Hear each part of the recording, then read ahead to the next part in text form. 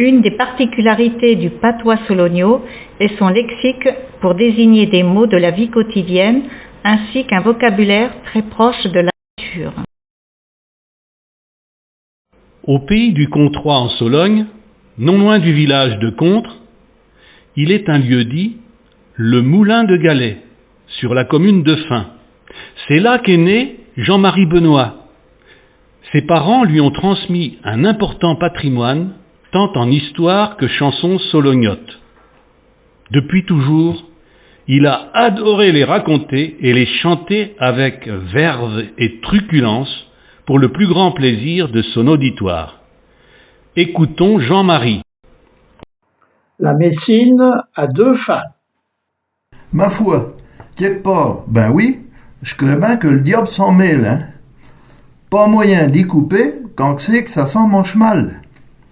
Après la gelée, c'est l'io, après l'io, c'est la grêle, et puis la maladie, sur le monde et sur le bestial. Tenez, le mois dernier, en rentrant de la Brémoille, v'là-t-y pas que ma pauvre vieille attrape un chaud-ferdi. À tousser, à rendre l'homme, si tellement bien qu'il a fallu qu'elle se mette au lit. Pendant ce temps-là, notre vieux, un vieux de 6 semaines qui venait à point et qui était bio comme tout, attrape une pulmonie. Le v'là qui tousse et tout. Un matin, la vieille elle me dit « Tu devrais bien aller crier le médecin. » Ah ben que j'ai dit « Je vais d'abord aller crier le vétérinaire, hein. Par un vieux de ce prix-là, ben ça ferait du joli. » Si tout dit, si tout fait. Je casse la croûte. J'enfile 2 ou 3 canons, je mets la branche en limon et me voilà parti tout droit pour le chef-lieu de canton. J'arrive chez le vétérinaire. J'y raconte la bricole.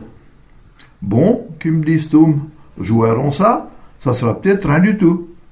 Et comme il avait sa voiture à pétrole, j'étais encore bien loin qu'il était déjà chez nous. Ça le tint sur la poitrine, votre vieux, qui me dit. Dans sa voiture, il y avait tout ce qu'il fallait, hein. Il avait dans une boîte une espèce de médecine. Tenez, qui me dit, vous lui ferez prendre ça tous les jours dans du lait. Quand il a été parti, je m'en vais voir ma vieille, puis j'ai dit, tu sais bien ce que c'est, le médecin? C'est bien coûteux. Et puisqu'avec le vieux, vous avez la même affaire, ben pourquoi donc vous prendrez pas la bouteille en vous deux? Harriet, comme dit, t'as bien raison, mon Pierre. Puisque, avec le vieux, j'avons la même affaire, prendrons la même bouteille, ça fera d'une pierre 2 coups. Eh ben, depuis ce temps-là, hein, ça me retourne la bobine. Pas besoin, pas vrai, d'être médecin d'animaux. Vous me créerez si vous voulez, mais sa sacrée médecine, elle a sauvé ma vieille et fait crever mon vieux.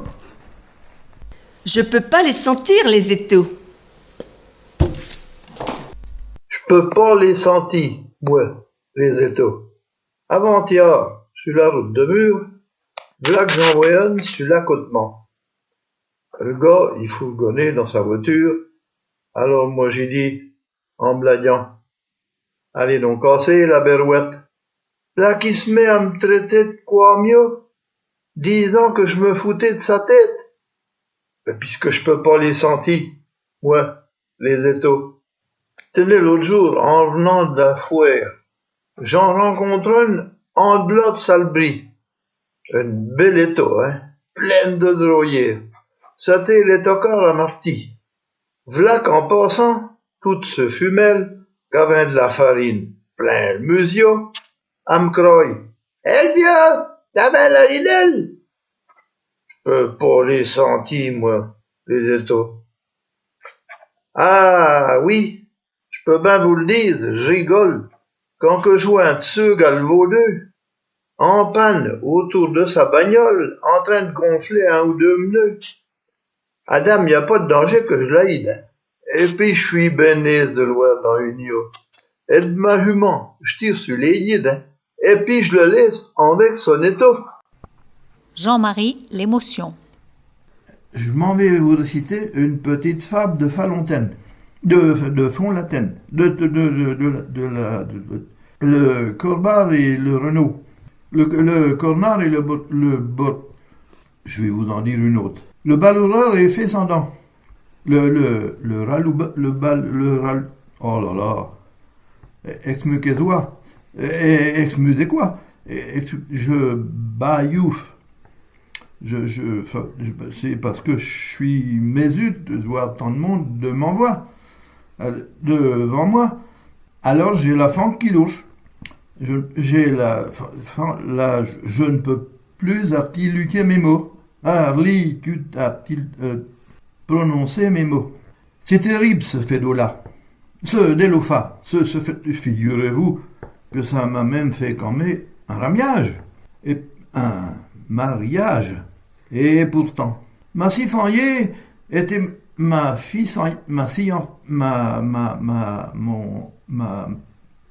promise était molle de foi et de moi, et moi j'en étais à roux feu mou, à fou me roux, à mou feu.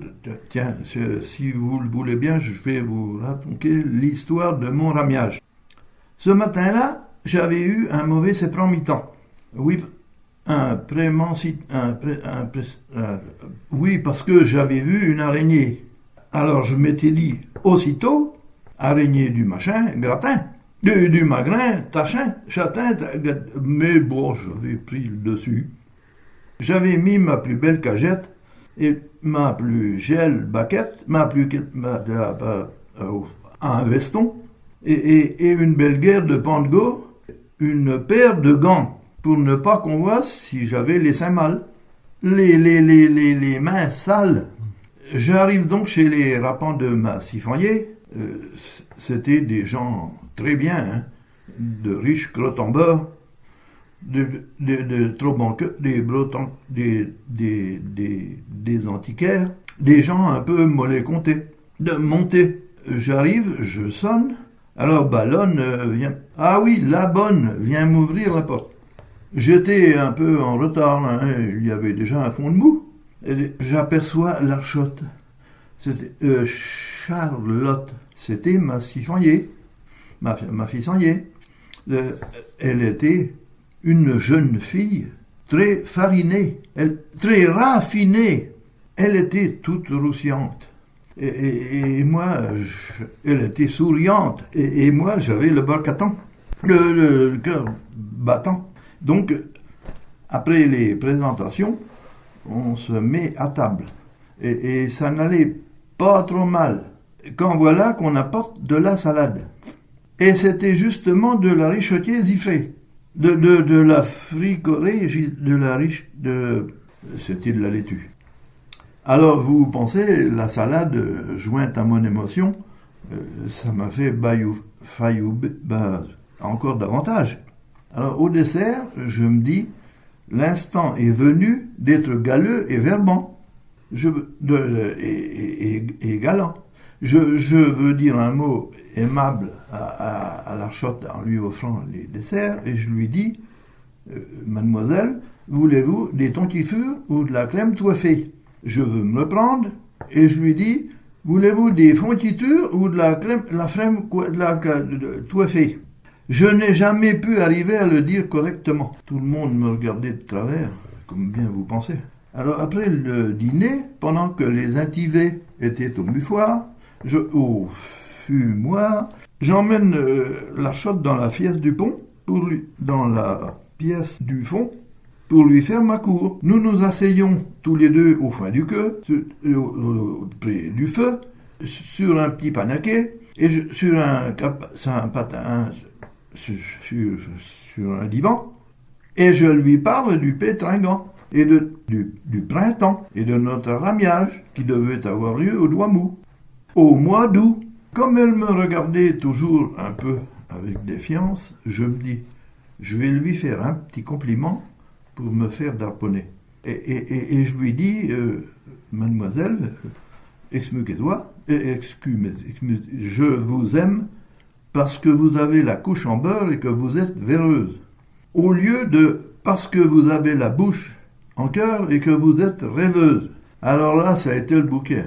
Elle a appelé Sirapan et on m'a mis à la porte sans trapette ni bantour, sans ban-tête ni sans trompette ni... Oh. La boune pesée. Écoutez voir la même Marie qui disons le boulanger l'autre matin. À seule fin de fermer les chouneries, d'un bon kilo de beurre, j'avons besoin. Compte là-dessus. Je t'enverrai ça dès demain. Le lendemain, à bonne heure, elle envoie son drôle de 6 ans et apportait ses 2 livres de beurre. Il s'est peut-être bien passé une semaine avant que la Marie s'en revienne au bourg. La vladon à la boulangerie. Bonjour, Tortou, la compagnie. Bonjour, la même Marie, bien le bonjour. Alors, mon beurre, il tintille à ton goût? Franc ben, mes maris. Mais ça, je le disons entre nous, hein. Quand que je l'ai mis sur la balance pour le peser, comme ben on pense, j'en trouvais un bon quart en moins. Que tu me beurdoches là, à cette heure? Moi et tout, j'y comprenons rien du tout. Attendu, pour peser ton kilo de beurre, eh ben, je nous sommes servis de ton kilo de pain. Sur le chemin du lavoir. Sur le chemin du lavoir, il y a des femelles qui glissent. Mais quand que ça coule trop fort, on s'arrête à ce qu'on peut. Depuis que notre vieux curé est rentré à l'hospice, j'avons son remplaçant, un petit vicaire tout neuf, un abbé clergiment, un ecclésiastique, qui disons. Grosse moto, blouson vert, chemise à corio et complet anthracite. Il connaît pas le latin, même son paternoster. Mais dame, il sait chanter les évêques sur la guitare et nous sortit un prône qui est pas piqué des varres. Il dit que le pape est plus dans le coup, prêche la bagarre et raconte aux gamins qu'il faut marier les curés. Puis il se vante à tout le monde qui veut bien l'écouter qu'au lieu de pleurer au ciel, lui il conteste à terre. Tout ça, c'est bien gentil. Mais sur le plan de la paroisse, il est pas bien d'équerre. Il connaît pas nos habitudes. Et ça, c'est ch'ti. Par exemple, du temps de l'ancien curé, les femelles, quand elle avait fauté sur le 6e commandement, c'est une affaire qui arrive aux femmes comme aux demoiselles. Au lieu de dire à confesse la chose ouvertement, j'ai fait mon homme cocu, Oncle Pierre ou ben le Gus. Elle disait, en accord avec lui comme de juste, mon père, j'ai glissé sur le chemin du lavoir. C'était convenable, c'était convenu, mais fallait le savoir. Et avant de le savoir, faut d'abord qu'on l'apprenne. À la veille des rameaux, v'là nous de genoux en place. Pardieu, pour faire Pâques, toutes les femelles s'en viennent à confesse, et puis dame, si avec les mêmes mots qu'à savon accusé, les saprées comédiennes, d'avoir péché trop fort par amour du prochain. À longueur de journée, le malheureux petit chrétien, il les a coûté dire en attendant pénitence. Mon père, j'ai glissé sur le chemin du lavoir. Il lui a donné l'absolution, faute de savoir. Mais à la longue, ça le travaillait son ignorance.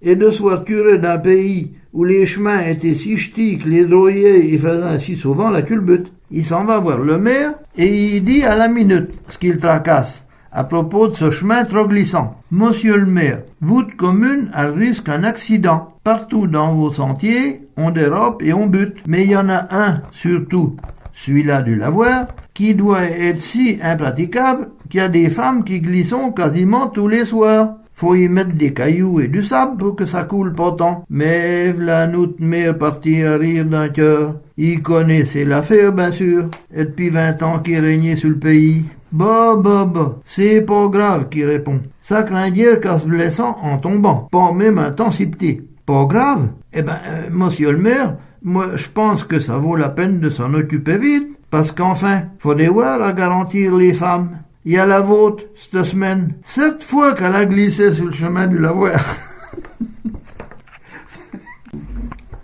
Le baromètre du paysan. Quoi que c'est que vous dites? Un baromètre? Un baromètre pour les paysans? On avait donc toujours un mètre, vous, dans le commerce de ce pauvre argent. pour savoir quel temps qu'il va faire, si on aura de l'eau ou du grand vent. Pas besoin de toutes vos affaires. J'en pas besoin de votre instrument. Vous n'avez, vous, des baromètres, puis ça vous a coûté des sous. Tout bête que je suis, eh ben moi, peut-être que je connais le temps bien mieux que vous. Tenez, le soir, quand le ciel est rouge, il y en a qui disent « là que c'est bio ». Eh ben moi je dis que c'est le temps qui bouge, et puis que le lendemain, il tombera de l'eau. Quand le fumier y pue, c'est signe d'orage. Et j'ai remarqué ça bien souvent, quand vous voyez des drôles de nuages, tout déchipiotés là, eh ben c'est du vent. Quand c'est qu'ils sont comme des grosses paumes, on dit que le temps il est poumelé. Ça dure pas longtemps, hein. C'est tout comme les femmes qui ont le musio trop fardé. Le matin, quand vous voyez de la brume, du brouillard à la belle saison, et que là-dessus le soleil il s'allume, tantôt il y aura des coups de tampon. À chaque fois que le pivard y crie, quand il a fait de l'âle et du chaud, on dit que c'est qu'il a la pépille. Quelques jours après, il tombera de l'eau. Le matin, quand vous voyez de la brume, du brouillard à la belle saison, et que là-dessus, le soleil s'allume, tantôt, il y aura des coups de tampon. Le soir, quand les crapiots y chantent, pendant les belles nuits de printemps, ces bestiaux-là, je crois bien qu'ils sentent. Ça sera du temps sec pour longtemps.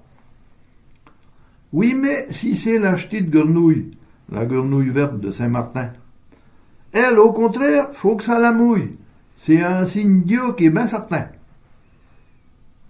Quand les hirondelles rasent la terre, les chats se posent la patte sur le musio, les poules astouillent dans la poussière, les canards y font du potin dans l'eau, si les trèfles y rabattont de la tête, si les thons sont tout plein mauvais et qui font affoler les bêtes, c'est de l'orage comme si qu'on la tenait. Vous remarquerez, un matin du mois de mort, s'il fait du brouillard, c'est de la gelée pour le même jour 2 mois plus tard. Ah oui, mais s'il tombe de l'eau la semaine sainte, surtout le vendredi, alors là, il y a de l'espoir, hein. Pas besoin d'avoir de la crainte, la gelée, elle aura plus de pouvoir. Bien sûr, tout ça, ça vous fait rire. Je ne vais pas vous faire pleurer non plus, hein. Mais j'en aurai encore à dire pendant un bon moment là-dessus. Une autre fois, je nous y prendrons peut-être. Aujourd'hui, j'ai perdu du temps.